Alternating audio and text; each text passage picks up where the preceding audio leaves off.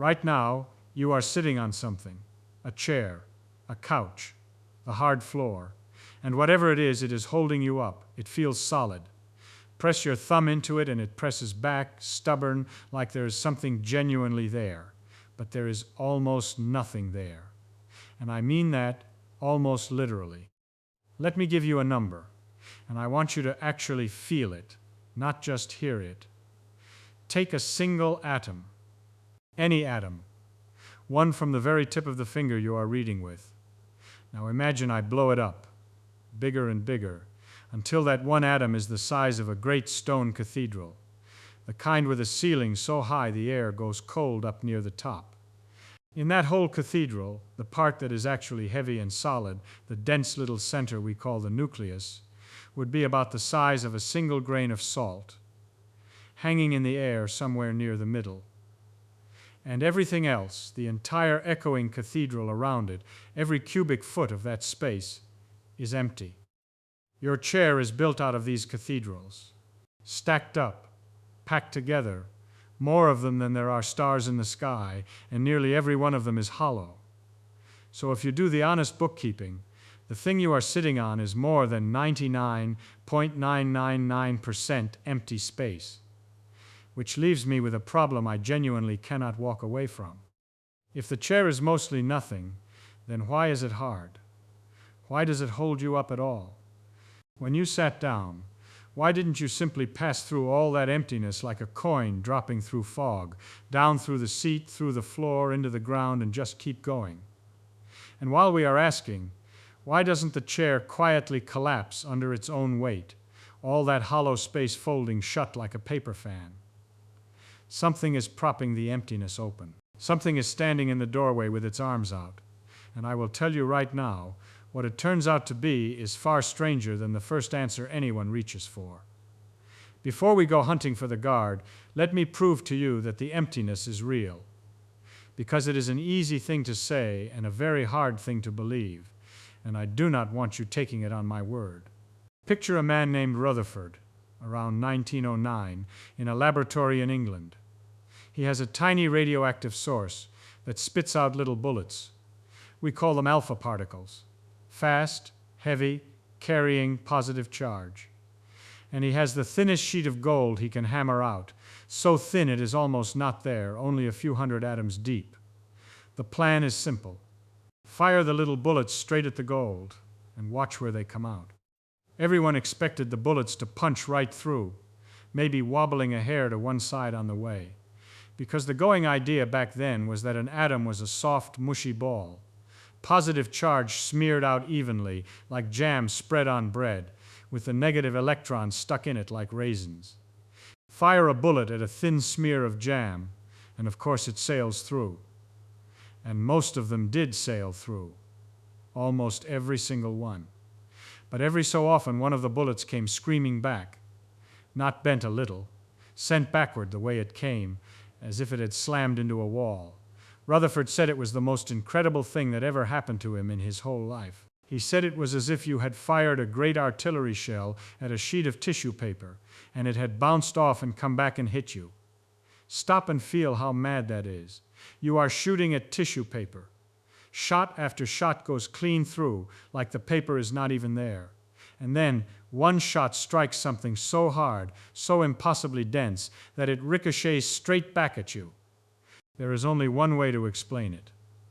The mass of the atom and all of its positive charge is not smeared out at all. It is crushed into one tiny, ferociously dense knot at the very center. Miss the knot and there is nothing in your way. You fly straight through the empty room, hit it dead on, and you bounce. That knot is the nucleus, and it is small, almost beyond picturing. The whole atom is about 100,000 times wider than the nucleus sitting at its heart. 100,000. That is your grain of salt in the cathedral. That is why your chair is really a fog of empty rooms wearing the costume of a solid object. So the emptiness is no figure of speech. It was measured, it is real, and it makes my puzzle worse, not better. Because now I have to explain how a building made almost entirely of empty rooms manages to hold a grown adult up off the ground without so much as a creak? The first answer almost everyone reaches for, and it is a good honest instinct, goes like this. The outside of every atom is a haze of electrons. Electrons carry negative charge, and like charges push each other apart. So when the atoms in your body come down toward the atoms in the chair, their electrons shove one another away, and that shove is what holds you up. Case closed. Everybody go home. But it falls apart the moment you lean on it. Here is the trouble. An atom is not a loose, naked electron. An atom is neutral. It carries exactly as much positive charge in its nucleus as it carries negative charge out in its electrons, and from even a little distance away, those two cancel each other out almost perfectly. Your whole body is electrically neutral. The chair is electrically neutral. Two neutral things, brought near each other, should feel almost nothing at all. They should not slam together like the matching poles of two magnets. Think of it this way. A single magnet sticks to your refrigerator. No question. But take a sealed box and put a magnet inside it pointing one way, balanced by an equal magnet pointing the other way. That box sticks to nothing, because from outside the box all the pushes and pulls cancel out. Every atom is a box like that. Positive and negative, balanced, quiet from the outside. So whatever is holding you off the chair, it cannot just be one electron shoving another electron, because the charges have already mostly canceled before they ever got close. The electric force is real, and it is in the room. I will not pretend otherwise. But it is not the whole story, and the harder you press on that explanation, the more you feel something missing underneath it. So we have a suspect who was at the scene, but who could not possibly have acted alone. We need to dig deeper. And to dig deeper, I have to ask you a question that sounds like it has nothing to do with anything. I promise you, it is the secret door. The question is this: why is the atom empty in the first place? I am serious. Go back to that little nucleus, positive, sitting in the middle of the cathedral, and the electron way out at the far edge, negative. Opposites attract. The nucleus is tugging on that electron the entire time, every instant, pulling it inward. So why, in the name of plain common sense, doesn't the electron just fall in? Why doesn't it spiral down into the center and stick there, letting the whole empty cathedral shrink down to the size of that one grain of salt? This is not a small worry, by the way. If you do the calculation the old-fashioned way, treating the electron like a little planet whirling around a little sun, you find it should be bleeding off energy as it circles, throwing that energy away as light, and it should spiral down into the nucleus in about 100 billionth of a second, not in a year, not in an hour, instantly. By every rule of the physics we had before, no atom anywhere should survive long enough for you to finish reading this sentence. All the matter in the universe should have collapsed before it ever got started. But it didn't. You are here. The chair is here.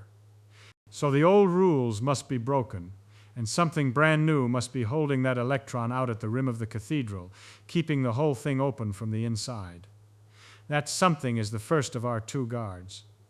It has a name that sounds intimidating, but it means something you already understand.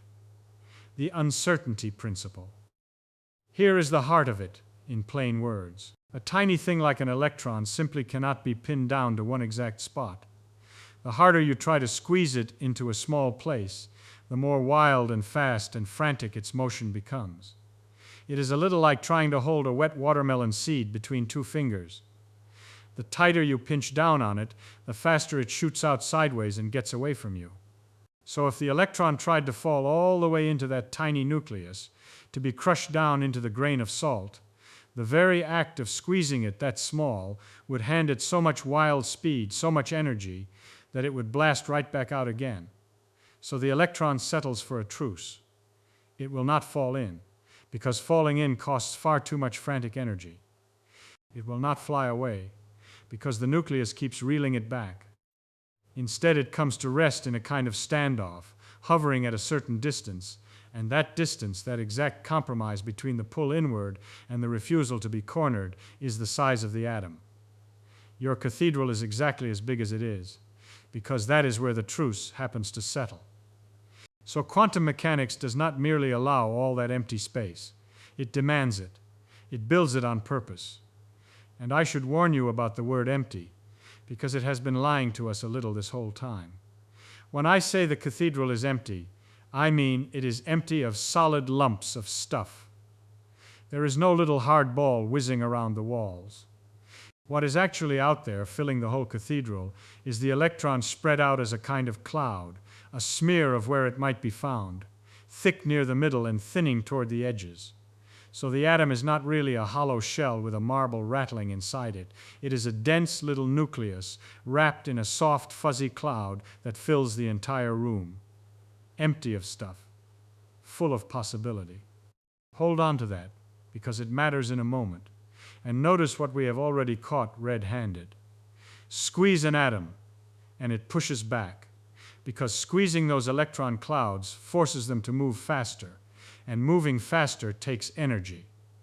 That is a genuine springiness, a real stiffness, coming straight out of the quantum rules with no electric charge needed at all. We are getting warmer. But this by itself is still not enough to account for the full, flat, stubborn hardness of a solid wooden chair. For that, we need the second guard.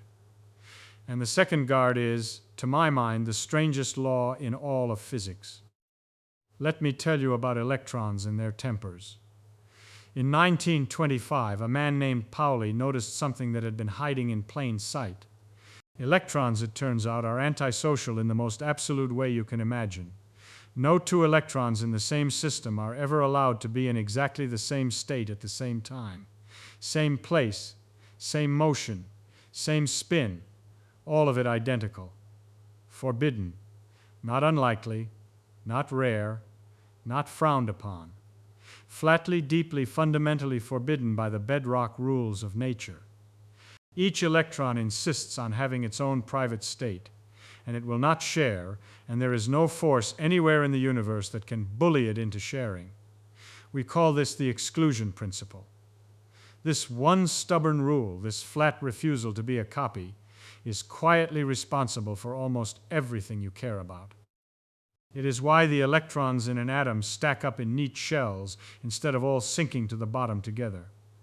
It is why the periodic table has the shape that it does, why some elements are shiny metals and others are invisible gases, why chemistry happens at all, why there is such a thing as you. And it is the guard we have been chasing this whole time. Watch closely what happens when you press your hand flat on a table. The atoms in your hand come down toward the atoms in the wood. Their electron clouds begin to overlap, to crowd into the same space. And now the electrons of your hand are being asked to share states with the electrons of the table. But sharing is the one thing they will never, ever do. So as you push harder, those electrons have no choice. To stay out of one another's way, they must leap up into higher and faster and more energetic states, climbing a ladder of energy just to avoid being identical. And climbing that ladder costs energy, a tremendous amount of energy. The harder you push, the more violently they refuse, and that refusal is a force.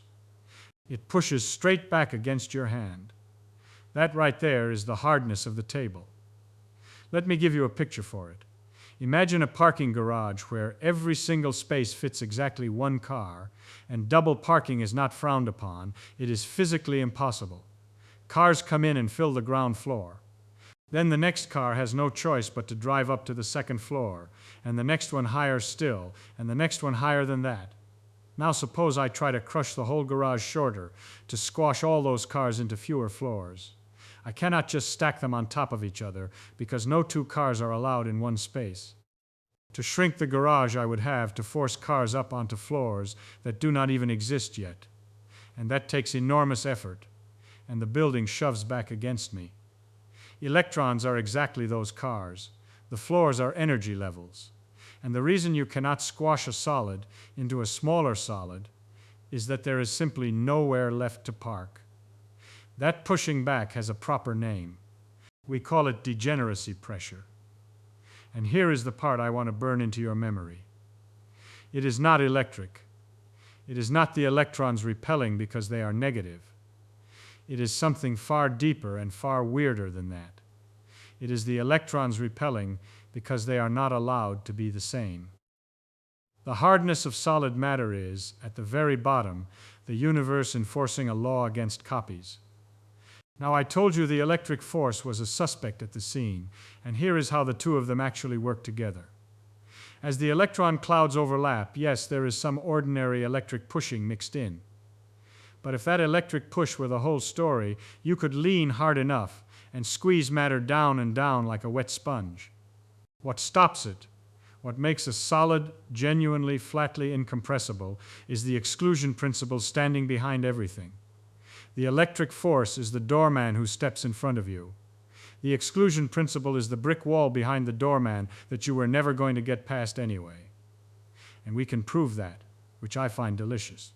Two physicists, Dyson and Lenard, sat down in 1967 and asked a beautiful, almost childish question.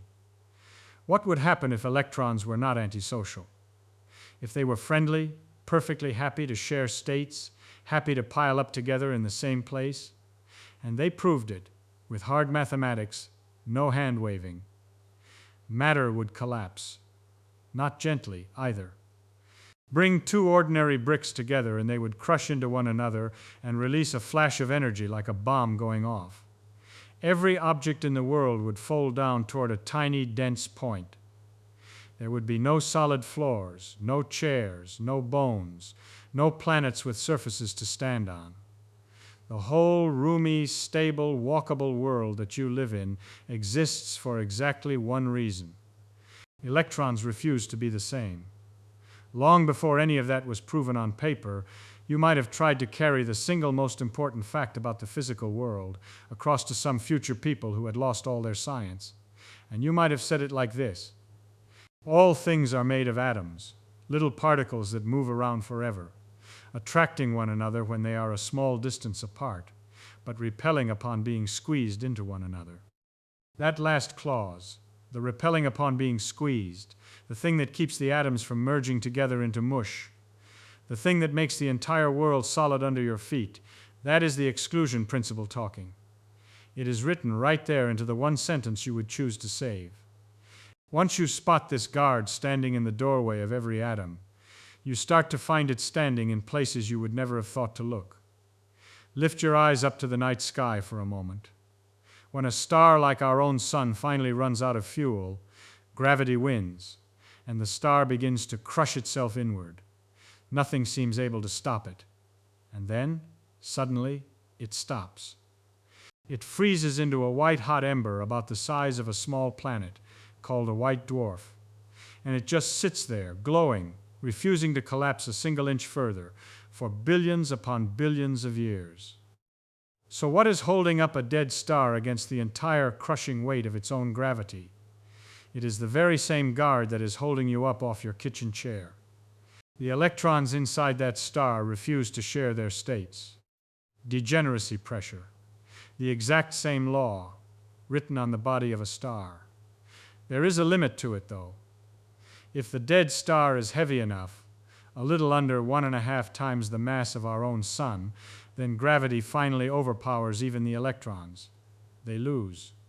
The star caves further inward, slamming the electrons and the protons together until nothing is left but neutrons, and the whole thing shrinks down to a ball you could lay across a single city.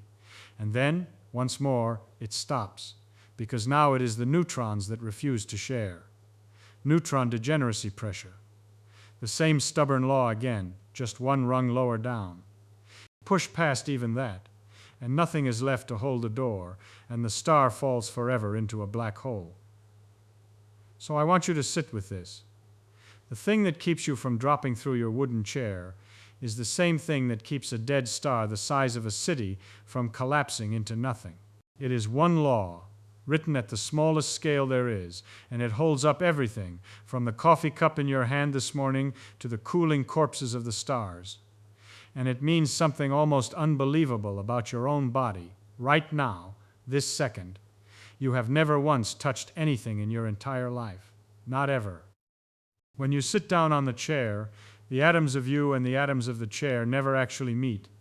Their electron clouds drift close, close enough to feel one another, and then the exclusion principle and the electric force together slam the door, and you stop. You are hovering. A whisper of a distance above the seat, held up on a cushion of pure quantum law, never quite landing on it. When you shake a friend's hand, your atoms do not touch their atoms. When a mother holds her newborn child against her chest, the surfaces of them never actually meet.